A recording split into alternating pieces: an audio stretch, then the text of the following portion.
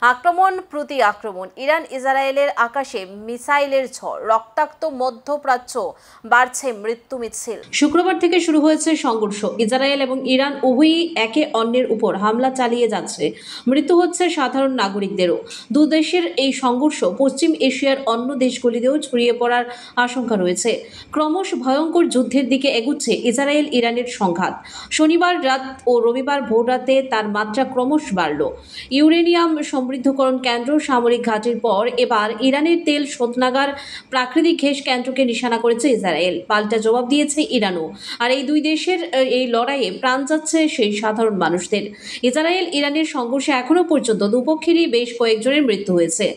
ইরানে ইসরায়েল হামলায় এখনও মৃতের সংখ্যা প্রায় ১০০-র কাছাকাছি। অন্যদিকে ইরানের প্রত্যাঘাতে ইসরায়েলেরও অন্তত ১৪ জনের মৃত্যু হয়েছে রবিবার পর্যন্ত। তবে শুধু হানাহানি নয়, একে অপরের উপর হামলায় দুপক্ষেরই ঘরবাড়ি, বহুতল ধ্বংস হয়ে গিয়েছে। আমেরিকা, ব্রিটেন এবং ফ্রান্সের পশ্চিম এশিয়ার অবস্থিত সামরিক ঘাঁটিতেও হামলা হুঁশিয়ারি দিয়েছে ইরান। ট্রাম্পও জানিয়ে দিয়েছে, আমেরিকার উপর হামলার চেষ্টা হলে ইরানকে তছনছ করে দেওয়া হবে। যদিও পরে ইরান দাবি করে বাধ্য না করলে তারা পশ্চিম এশিয়ার অন্য দেশে এই সংঘর্ষ ছড়াতে চায় না।